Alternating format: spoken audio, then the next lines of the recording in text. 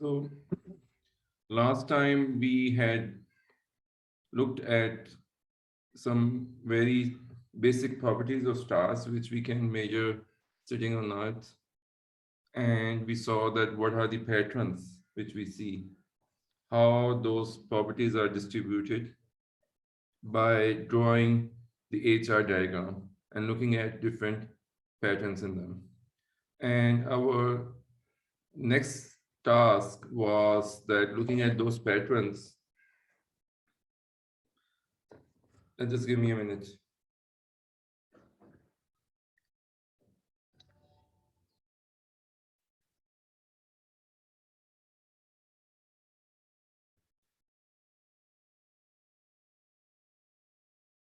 Hello. So, so we had seen these different patterns in the properties of stars, and our next task was that how to explain these patterns by making a theory of stars. So essentially, these patterns are going to be our guide, and based on those, we're going to make a theory of stars, that what are the stars and how do they work. Now, it's not just these patterns are a guide, but the basis is the physical theory we have, the physical knowledge we have of how things work, essentially how gases work and how gravity works. So this is the start of that study or that theory. So stars, they're not like there forever. They take birth, they go through adolescence, and then they reach maturity. And then they spend most of their time in a steady state, which you can call that their mature life. And finally, suddenly they enter into old age, and that brings stark changes in them. And in the end, they die. So they have a birth, they have their regular life, and they have their death. How do we know all of this? Well, this life cycle of stars typically takes billions of years. For most stars, it's around 10 billion years. So how do we know that this happens? Because, like we are doing science, we can't just make up stories. Whatever stories we make, we call them theories. We have to corroborate them with some observations. So no one is gonna sit there and observe a star for 10 billion years to check if our theory is correct or not. How it's really done is that there are literally trillions and trillions and trillions of stars out there. So what we find is different stars in different stages of their life. So if we claim that a young star behaves like that, a mature star behaves like that, and then the star dies, this is how its corpse looks like, then there's a representative of all these phases present somewhere in our galaxy. And we can look around to confirm if our models of these different stages are right or not. So in other words, you can say what's finally we're going to see is that those different spots in the HR diagram, they actually correspond to different stages in the lives of stars. And it's just that some stars happen to be in a particular stage of their life when we observe them. And that's why we find different stars scattered on those different patterns in the HR diagram. So is that clear? Any question about that?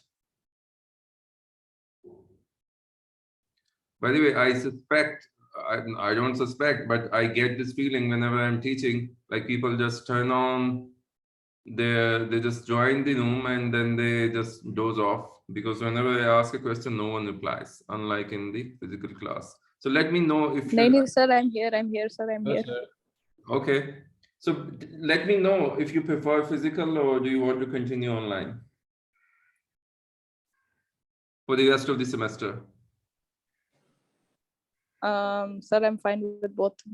Okay.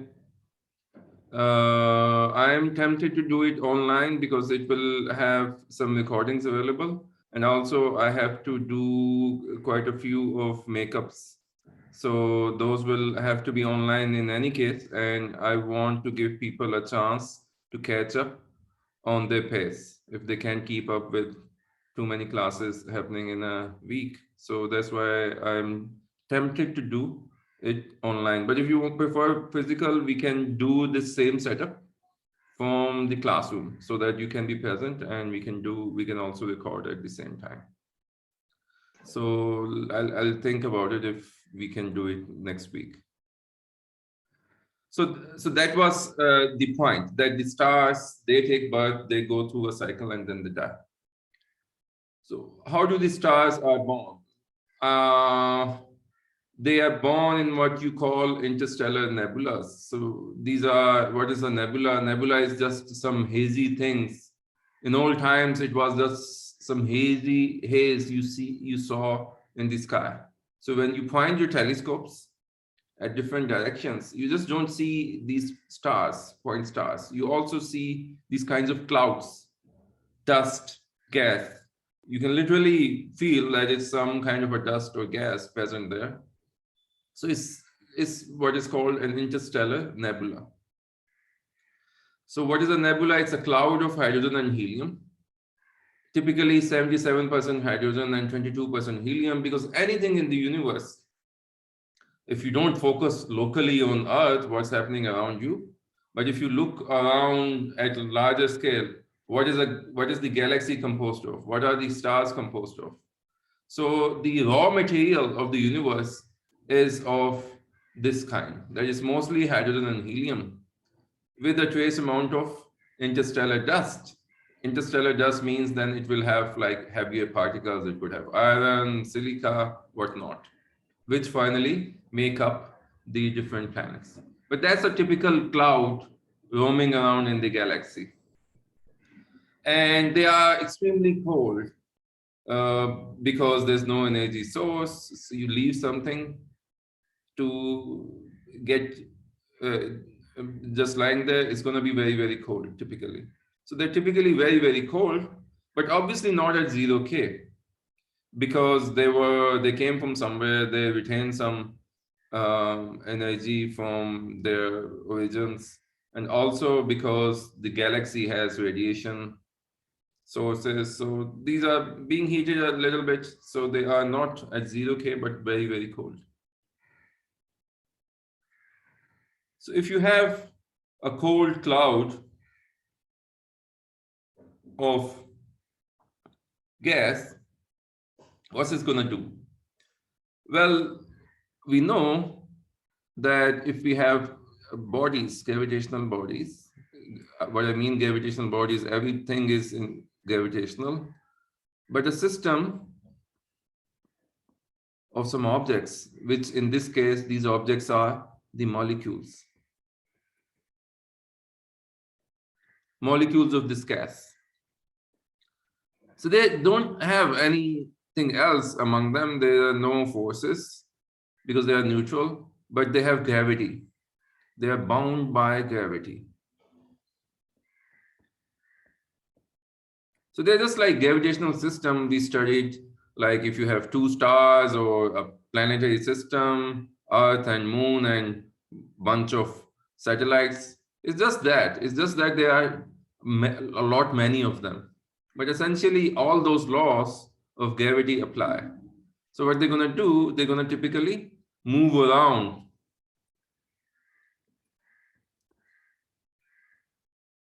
the central position.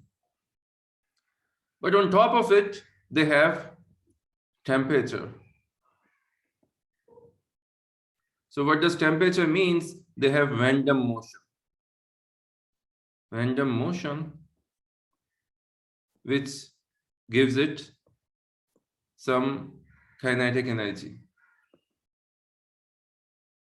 So they are bouncing around. So if you remember some physics from your high school, that's what they told you. Like if you have a gas, it has a temperature T. This is a measure of average motion, but not any kind of motion, average random motion. So the gas molecules are bumping around each other, and that gives it some kinetic energy and gives it a temperature. So it's just that. But on top, there's gravity, so they are moving around. And since they have a temperature T, recall what we learned about heated objects. Even if they are heated very, very low, to a very, very low temperature, what they do is they radiate.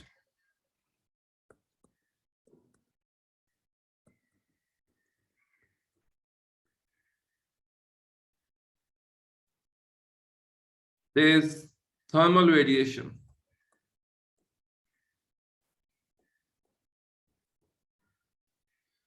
It's a cloud. It's not very dense. It's not very hot, but still these are relative phases. When I say it's not very dense, not very hot, but still it has some density and it has some temperature. So it's going to radiate, thermal radiation. So it's losing energy.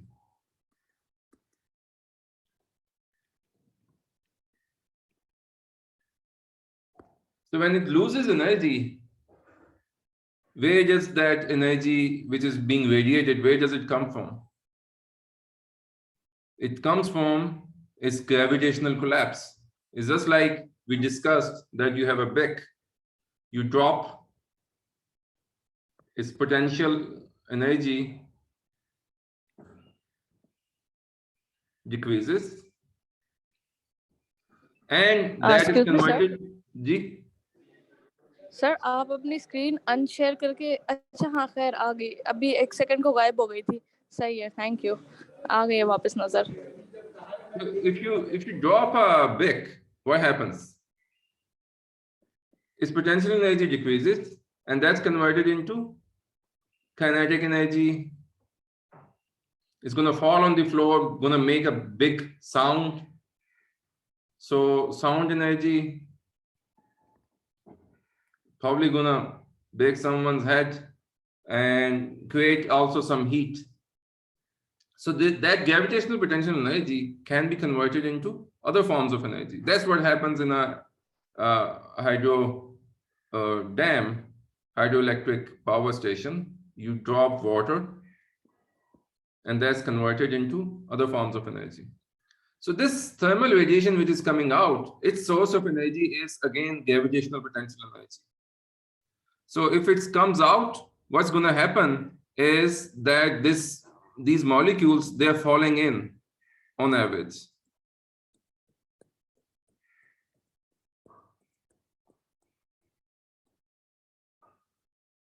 So just like this brick falls, this water falls, these molecules are falling in. In other words, this planetary cloud, this cloud is contracting.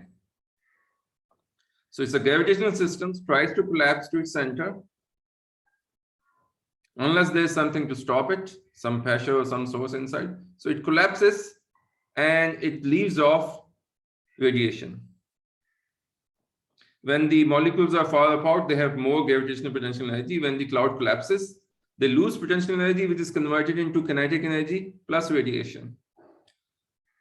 Some part of it can be converted into kinetic energy, just like in case of brick, and some part can go off in radiation. We know that some part has to go out in radiation because this is a fact by Wien's law.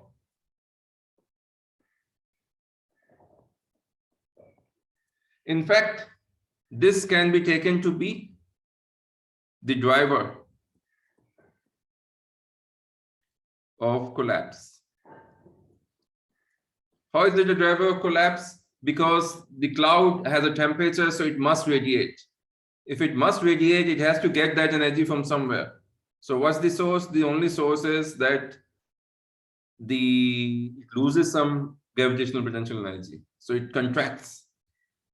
Remember, when things are far apart, they have more gravitational potential energy. When they contract, the gravitational potential energy decreases. And the decrease in potential energy is converted into other forms of energy. So that's what's happening. It has to provide for this loss of energy in the radiation, in thermal radiation. And that has to come from somewhere. So it comes from the gravitational potential energy. So it comes from gravitational collapse. So if you leave a cloud up there somewhere of gas, and these are very, very big clouds, don't imagine them to be a cloud in our atmosphere. It's a very, very big cloud with lots of gas in there. It starts collapsing.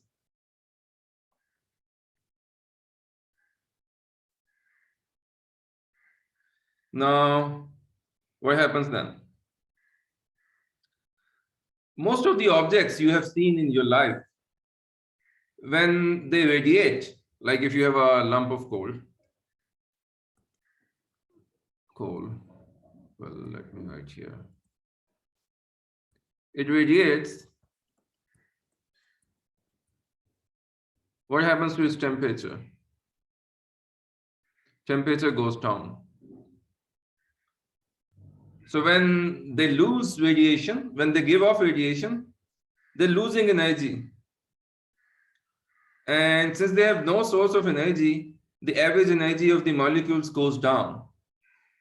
And that's why the temperature goes down.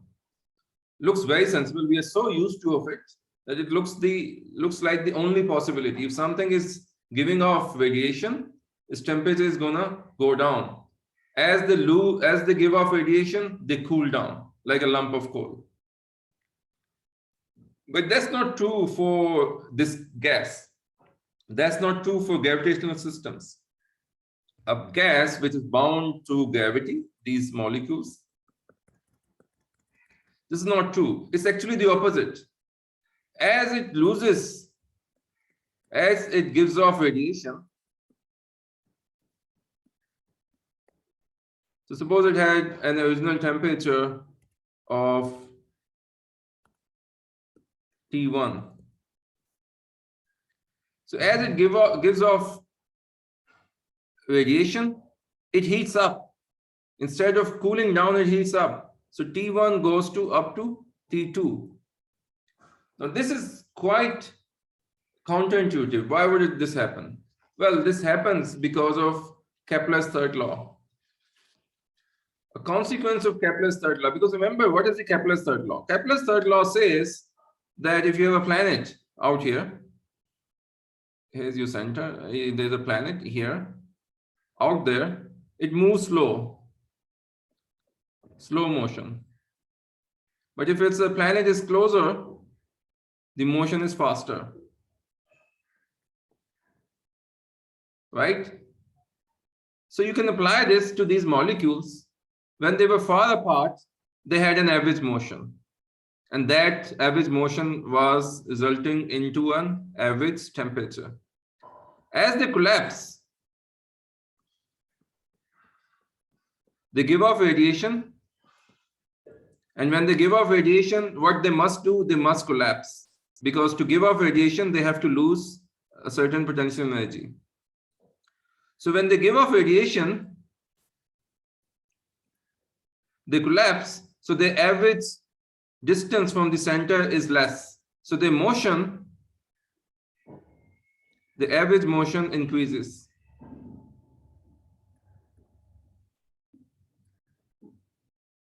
Because now they're closer, and the Kepler's third law says that they have to move faster. So this is something you can prove using Kepler's third law. It's called the Viral Theorem. But what it says that average kinetic energy of these molecules in a cloud or any bunch of objects which are bound gravitationally is equal to minus times the average potential energy. Remember, potential energy is always taken to be negative. So it's when I put a minus, it makes it a positive number. So it says that there's always twice the kinetic energy than the potential energy in the system. So therefore, the loss in potential energy is equal to twice the gain in kinetic energy.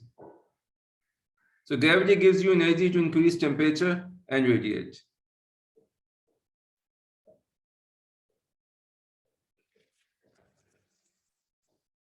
So what happens is you not only give off radiation, but you also increase your temperature as the potential energy goes down. So that means gravitational systems are unstable. They keep collapsing, heating up, and radiating at higher and higher rates. So let me, maybe I should draw here.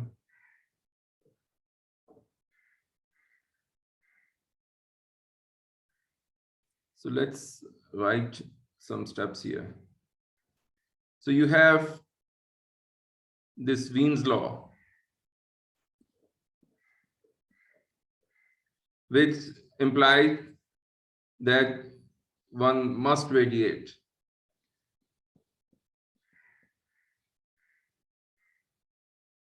This implies that the cloud must contract.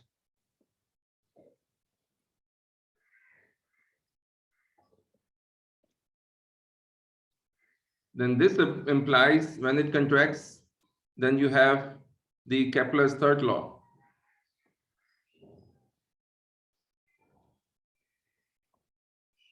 Which says that the average motion, which is temperature, must increase.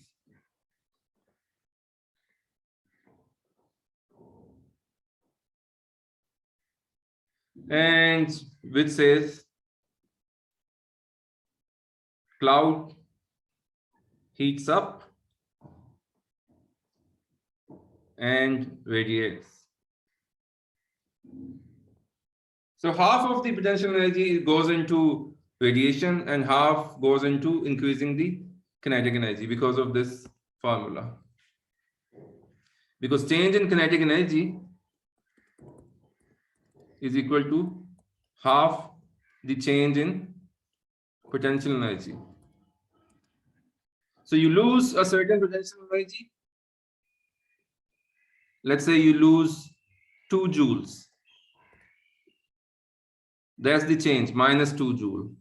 So then it tells you the change in kinetic energy is, this formula tells you the change in kinetic energy is minus half times minus 2 equal to 1 joule. So you fell down, the molecules fell down, they contracted. Falling down is just contracting, another word for it. And as a result of contraction, 2 joules of potential energy were reduced. 1 joule went into kinetic energy. So as it contracted, it heated up. And 1 joule, so where's the other joule?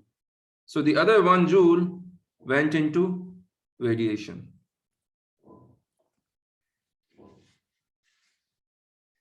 So if you focus on these steps, these logical steps, based on the laws we have already discussed, you see that it's a runaway process. There's no stop to it. You can't do much because what's happening is you have a cloud, it has a certain temperature, it has to give off radiation, and as a result, it collapses. But as it collapses, it heats up further. And because it heats up further, so I have written over here, it heats up and radiates. Then I should write this step. Temperature goes up.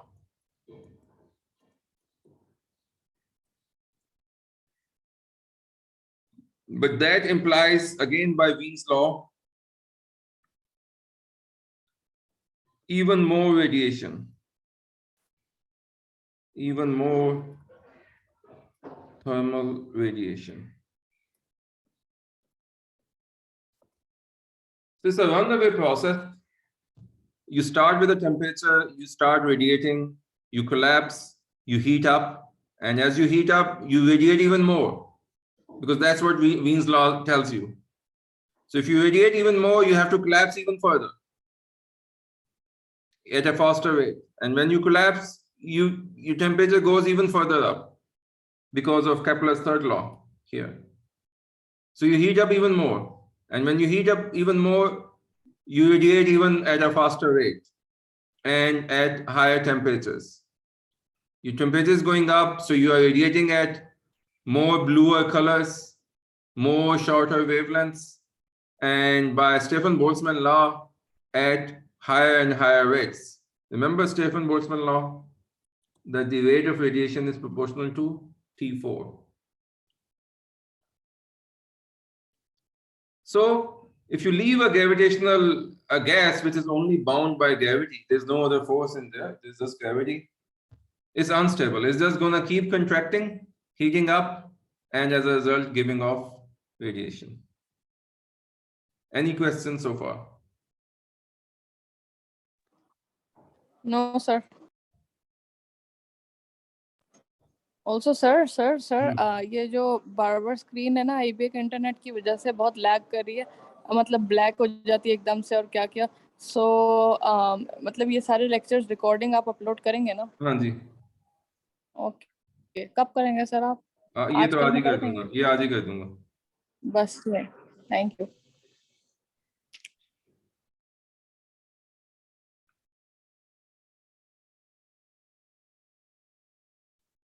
Let's come back to this later. So as a result of this heating, this gas turns into like a kind of a very hot object. The inner core of the cloud gets very dense and hot, shining almost like a star, and this is called a protostar star. Why the inner core is more hot? Maybe I should discuss this. I wanted to keep it for a bit later, but let's just talk about it. So when the cloud collapses, the deeper regions becomes dense, opaque, and very hard. Deeper you go, more weight of the material is falling on you. So it's like you have this cloud of gas and it's contracting. And suppose you are sitting down in here. So it's like you are holding up all this weight. So like imagine if you are at the center of the earth, then you are holding up all this weight. Or imagine a big building, you're using some steel here to hold this part. The base of the building has to be very, very strong because it's holding up all this weight. So it's the same thing, like at the center of the cloud, when it becomes dense, when a lot of things are heating up and getting collapsed and it's more like a very dense gas, not really that kind of a rare gas where it started from. It has collapsed a lot. Then the inner part, they have to feel all this weight. All this weight is falling on them. So to balance all this weight, you feel huge amount of pressure over here. What's pressure? Pressure is just force per unit area, right? So like if I put something like this on so imagine I have two beams and I put some slab over here. I put a brick on this. Brick has a weight, and weight is just like force, and it's pushing down. Now I have to count that how much is this push, how much is this weight per unit area, because if this slab is big, then this weight is distributed on a bigger area. So then I can withhold it. But if this slab is small, even one small brick can break it because the pressure is higher. What is pressure? Force per unit area. So what happens is that when you have a lot of weight falling on this, then there's a lot of force, weight is just force per unit area at the center. So you have a very high pressure. And since you have a very high pressure, then you know this law. This is the ideal gas law.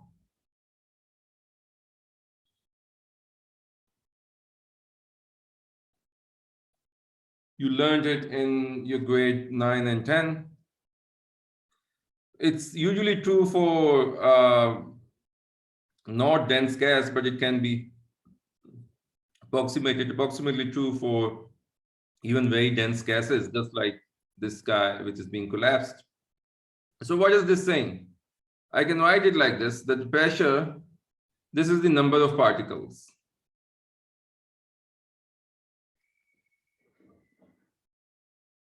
Pressure, this is the volume. I can write it like this. R is just a constant. So it's saying that if the temperature goes up, pressure goes up. And why does it make sense? Because you have this gas. If the temperature goes up, these molecules are hitting very, very hard. They're going crazy. So what is pressure? If I look at just one wall, I'm seeing how much force I'm feeling per unit area. So when the temperature is high, they're hitting me like crazy. So I feel more force. So pressure, which I feel, is large. Similarly, if the density goes up, this is the density, that how tightly these molecules are packed. It's saying how many molecules, n is the number of molecules per unit volume, per volume. So if I have lots of molecules, obviously lots of them hit me. So I get more hits. So I get more pressure. So the ideal gas law, in words, you can describe it in these two. That the pressure is more if temperature is more, and pressure is more if density is more. And when this thing is being crushed, what's happening? Pressure at any point is equal to how much is the weight on top. So there has to be less pressure here and more pressure down here, even less pressure here. Because when it's not like completely falling, it's like a quasi-equilibrium. It's just almost stable, trying to contract, but a little bit stable. Then the weight is equal to pressure. Just like if I leave this book, this weight is equal to the pressure on this slab, and nothing is moving. So on this building, pressure will be less here because there's less weight to be balanced, and pressure here, this steel down in there has to withstand a lot of weight. So the pressure on this steel is a lot, is equal to the weight of this whole building. So similarly, this hydrostatic equilibrium says that the deeper you go, pressure is equal to the weight of gravity, how much weight is falling onto you. So the deeper you go into the cloud, there will be more pressure. And then according to these laws, as you go deeper, you have higher temperatures and higher densities. And makes intuitive sense. You're compressing this gas and it's heating up, but right at the middle, the temperatures are very, very high and the density is also very high. So the temperatures are not uniformly distributed. Similarly, the pressure is not uniformly distributed. There's more density at the center, and as a result, more pressure at the center and more temperature at the center. Is this concept clear? Yes, sir. So as a result of all of this, what we have discussed, what we get is that if you leave a cloud of gas somewhere, it's going to turn into, just by gravity. You start with this cloud, it's radiating very faintly, very, very faint, because it's at 10K. Remember, what is 10K? It's minus 263 degrees centigrade, but still not zero. So it radiates very, very faintly. But this runaway process starts heating it, and it becomes smaller and radiates more at a higher rate and at bluer frequencies. So starts becoming more visible. But it's a runaway process. It's radiating even more, so it collapses even more. And finally, it's becoming very dense. And because of this dense thing, this phenomena is happening that the central core is very, very hot. And the outer layers are not that hot, but still quite hot. And you have lots of radiation coming out.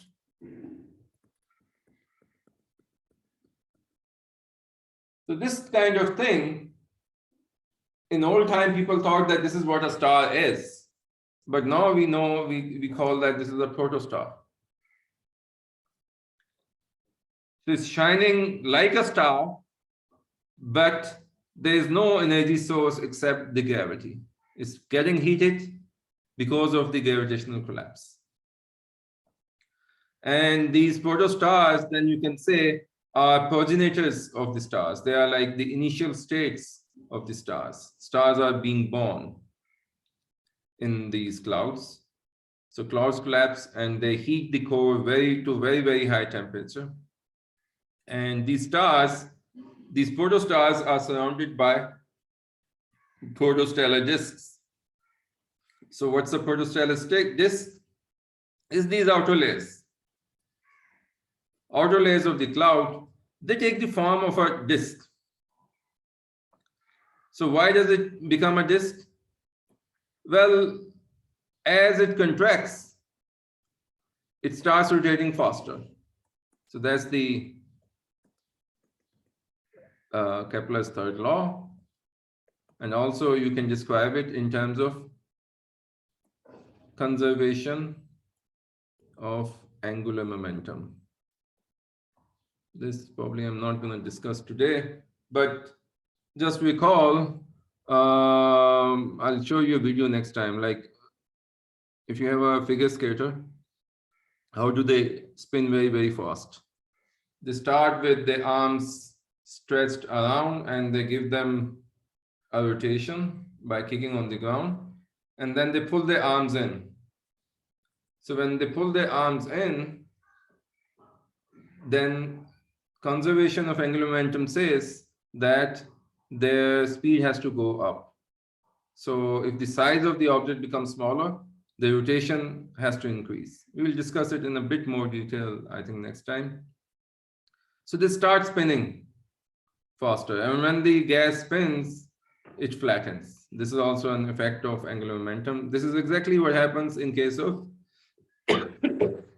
if you have seen some Italians making pizza, they don't roll their dough on a flat with a roller pin. What they do, they take the pizza dough and they spin it up in the air. So when they spin, the dough, which is in the form of a ball, it becomes flattened. And then they spin again and spin again and spin again. It keeps flattening up and becomes like a disk. So it's exactly the same phenomena which happens in this case. And these are some of the. So when this happens, you have a protostar surrounded by a disk. And it's called Planetary Nebula. It's a misnomer, but people just called it that. There's no planet around, but it's just that what it's called. And these are some of the examples. So there's some central kind of stars, and they are surrounded by these disks of material. And these disks, they're big and they rotate fast. So sometimes they rotate so fast that they can break up into two. And that leads up to the binary stars. And actually, this happens so often That's why I told you that about 70% of stars are binary stars. So like this. And these are actual telescope pictures. These are not imaginations. So these are kind of showing you the birth of the process of the birth of a star. And they're surrounded by this material, which eventually most of it gets swept away, but part of it then leads up to planets around the stars.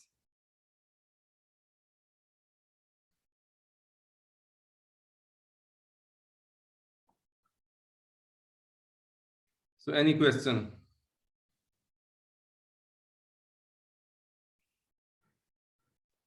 No, sir.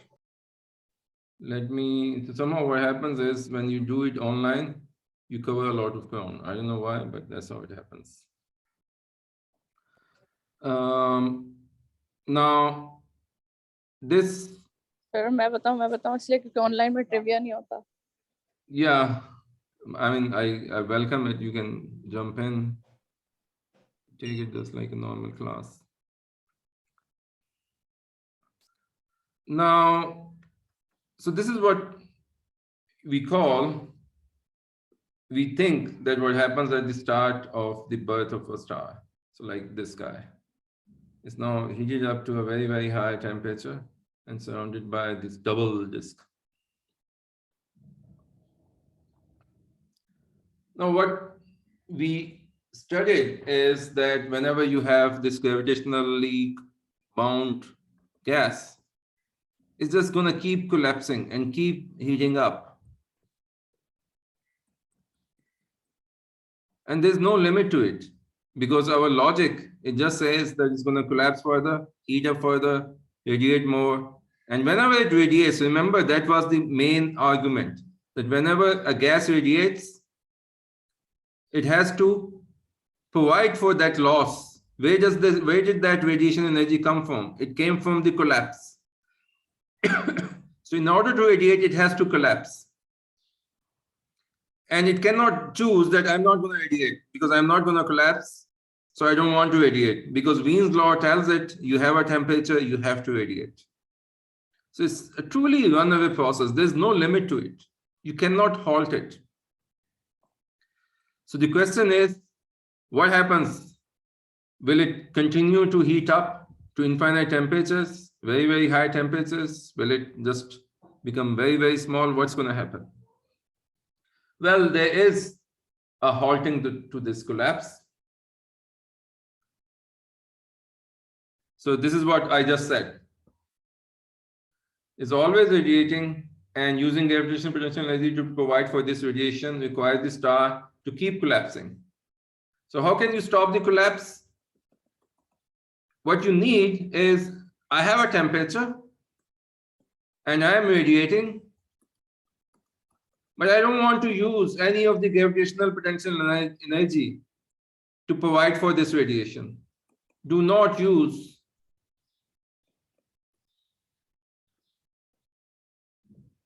potential energy, gravitational potential energy.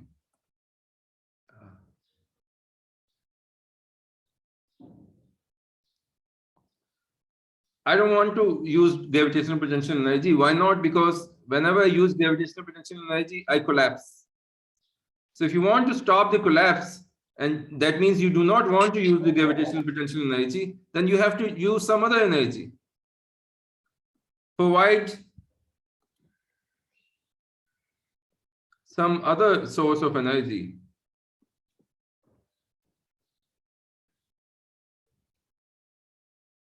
Energy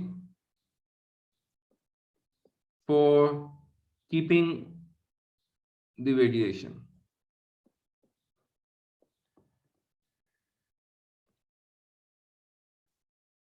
So if you could have some other source, like if you could have a bunch of wood in there, a source of natural gas supplied by some energy company in there, which could provide enough energy to sustain all this radiation required by the Wien's law.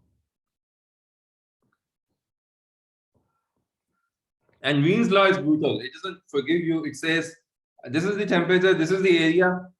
You have to give out this much radiation, given by Stefan Boltzmann law. Sigma T4, I think this is how we wrote it. So you have to give this much power times the area of the star. So it's settled by the temperature and the area. You can't do anything. You have to give off this much power, and someone has to provide it. And you don't want gravity to provide it if you want to stop the collapse. So something else should provide it. Well, what happens that in the stars, at some point, there's a nuclear furnace which starts burning, which starts off, and it then provides all of this power required. And if the nuclear furnace is efficient enough to provide all this power which is being lost in the radiation, then the collapse, gravitational collapse, will halt. See, so you saw the logic. You are radiating. If you don't have another source, you will have to use gravity to provide for this radiation. And when you use the gravity, you collapse. But if you want to stop the collapse, you need another source. And in stars, fortunately, there is a source, which is the nuclear energy. And it's not just about stars, it's just about the properties of gas. Gases have this source of energy if you heat them to a very, very high temperature, which is happening at the core.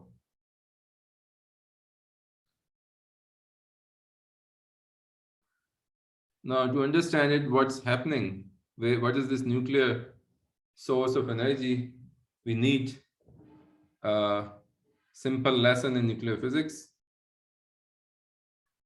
By the way, do you know about, well, everyone has heard of nuclear bombs, right? But you have also heard of that there is something called a hydrogen bomb. And it's supposed to be, hydrogen bomb is supposed to be much more powerful than the normal nuclear bomb. So I'm going to come to what is a nuclear bomb, but what is a hydrogen bomb? Hydrogen bomb is when you have just the hydrogen and you're going to put it to such high temperatures so that it goes through some nuclear reaction. This is what we're going to discuss now. So in a hydrogen bomb, you just have hydrogen and you have to heat it to a very, very high temperature. So how you do it in a hydrogen bomb is you first detonate a regular nuclear bomb, which creates huge temperatures, and then you have hydrogen at very high pressure located very near the nuclear bomb source, and that heats it up to very high temperature and detonates the hydrogen bomb. But let's see, so what the point is that hydrogen, just on the regular gas, it has the potential of giving off this turning up this nuclear furnace if you heat it up to very, very high temperatures. And in the hydrogen bomb, you do it by detonating a nuclear bomb. In case of these gases or protostars or stars, how it happens is just the gravitational collapse has heated up the cores to very, very high temperatures so that it can happen. I think, when does this class end? What's the official time for this class? 1:10. 1:10, okay, so we can go on.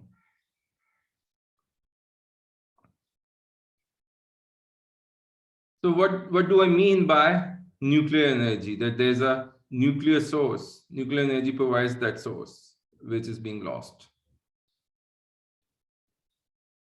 Well, to understand it, we need to understand a little bit of nuclear physics. We all know that atoms are composed of nuclei and electrons.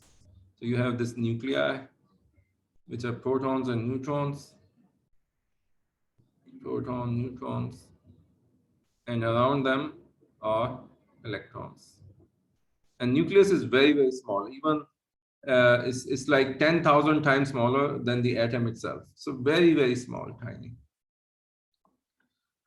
And nuclei are made up of protons, which have positive charge, unlike the electron, which has a negative charge, and neutron, which has no charge.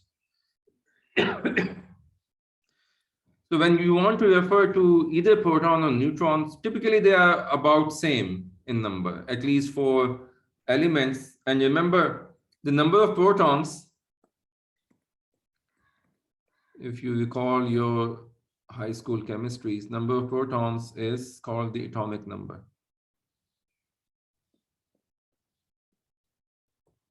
And it's equal to number of electrons in the atom.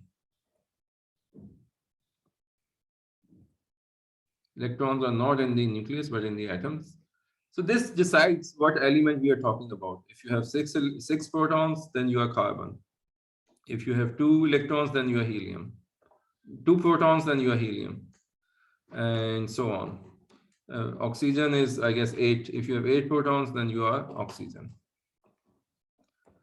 Usually the number of neutrons is almost equal to proton, but not exactly. There can be a few more, a few less. And as you go to higher number elements, then the neutrons are usually many more than protons. So you could have like 1.5 times the number of neutrons, more neutrons than the protons. But the total number of protons plus neutrons is the atomic mass.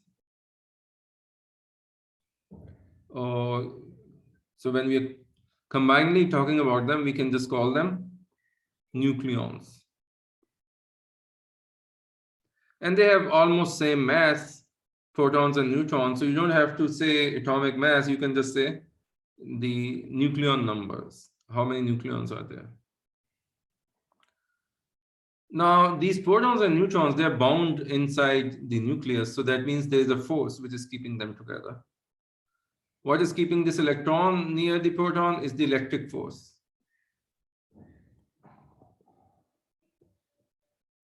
But the electric force cannot keep protons and neutrons together because the protons are positively charged. So if you have same charge, then there's a repulsion between protons.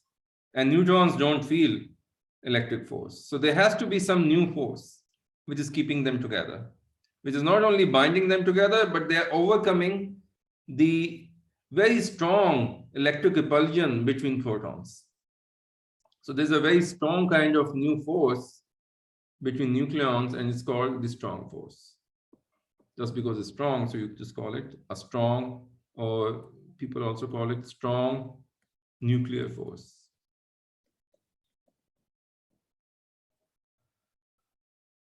So it's very, very strong, 100 times stronger between 2 protons compared to the electric repulsion inside the nucleus. That's why it can keep it together. But it is very short range. It only comes into play when these protons are very, very near each other. That's why the nucleus has a very, very small size. If the protons are like this much apart, they won't be feeling it. So they won't be coming together. So nucleus, that's why it has to be very, very short, small, in order to start feeling this force. So one should really think of it as if these nucleons, they have some hooks on each other and they get engaged. So they are very short range, they're small hooks. They get engaged when you bring them together, bring them very, very close to each other. But when they are far away, by far away, I mean not very far away, like even the size of an atom, they don't feel at all. Like electricity, electric force, even if you're far away, you feel less of it. But you still feel it. In case of nuclear force, you just don't feel it unless you bring them very, very close within this distance. This is called nuclear distance. you need at most this distance to start feeling, because one should really think of them like hooks.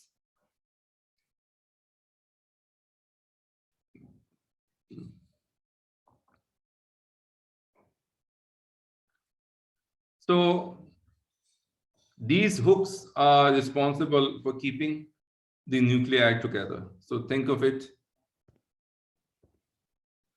like there are these hooks which are all engaged and is keeping the nucleus together.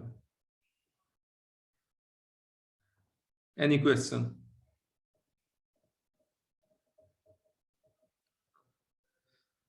So based on this, one can understand what is nuclear fusion. So suppose you bring two nuclei close to each other, they will try to avoid each other because of electric repulsion. So suppose I bring one proton and another proton close to each other, or if you don't like proton, if I bring a carbon nucleus, another carbon nucleus, and I bring them close to each other, this has 6 protons, so 6 plus charges. This also has 6 plus charges. So they want to avoid each other because they have electric repulsion between them. And there's no nuclear force because they have hooks.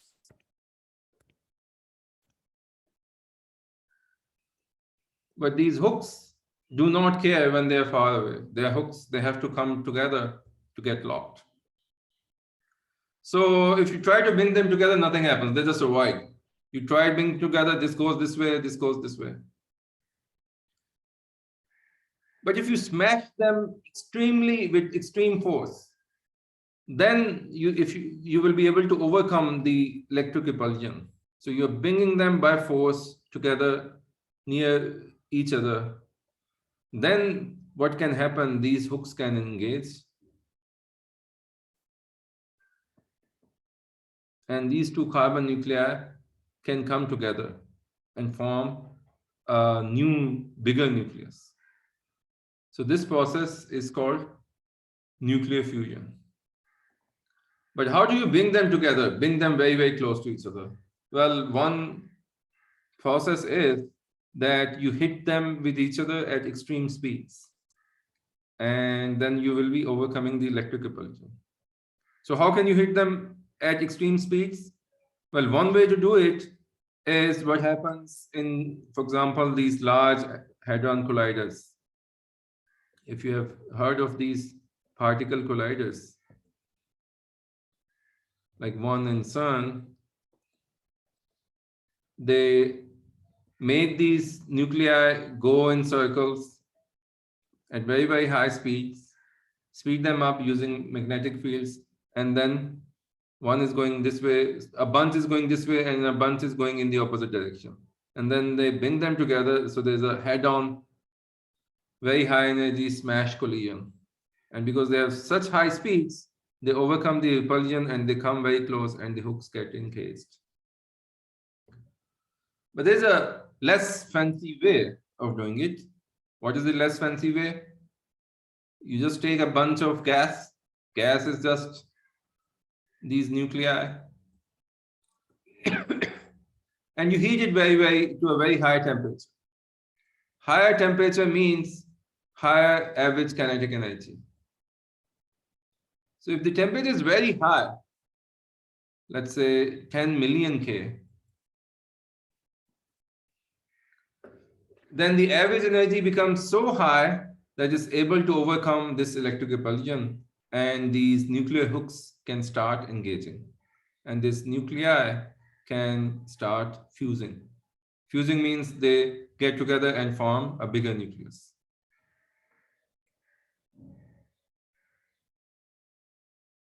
Now, what happens is if you combine 4 hydrogen nuclei from a helium, you release energy. It's just like a chemical reaction, but the difference is that the energies involved are much, much bigger. The energy you release by combining 2 hydrogen nuclei to form a helium is much, much larger than you get by combining, let's say 2 hydrogen atoms and oxygen atom. One way to understand is that the mass of helium nucleus is 0.7% less than the mass of 4 protons. So you take 4 protons, you combine, and you get a helium nucleus. But as a result, the helium nucleus has less mass, so that loss of mass comes out as energy. And because of this formula, you get huge release of energy because the C square is very, very large. By the way, this formula is not the basis of the nuclear energy, because this formula is valid even for chemical reaction. For any change of energy, this formula is applicable. So nothing special about nuclear reactions. People say it's the Einstein's E is equal to mc square, which is responsible for nuclear energy. Not at all. Not at all. It has nothing to do with it.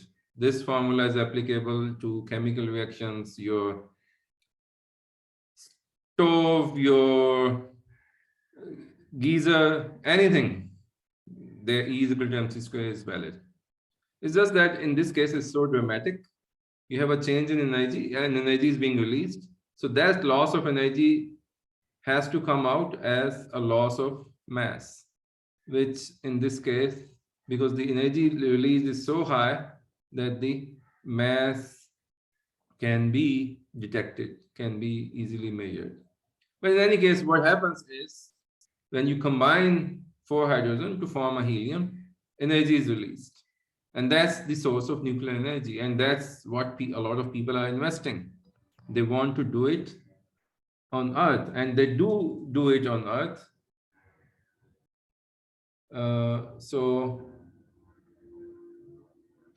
And this is called, if you could do it on Earth, this would be called a fusion reactor. They're none commercially available. People are hoping like in next 20, 30 years, we will be able to make commercial fusion reactors. But you can do this process. You can do this process on Earth very easily. It's just that commercially it's not viable yet. But it's a source of energy. And we're going to discuss it in a bit more detail next time to understand that how it happens in stars and the reverse process of it, breaking the nuclei. What happens? Does the new energy come out or not? And all of that is going to play a very important role in how the stars behave. So, any questions?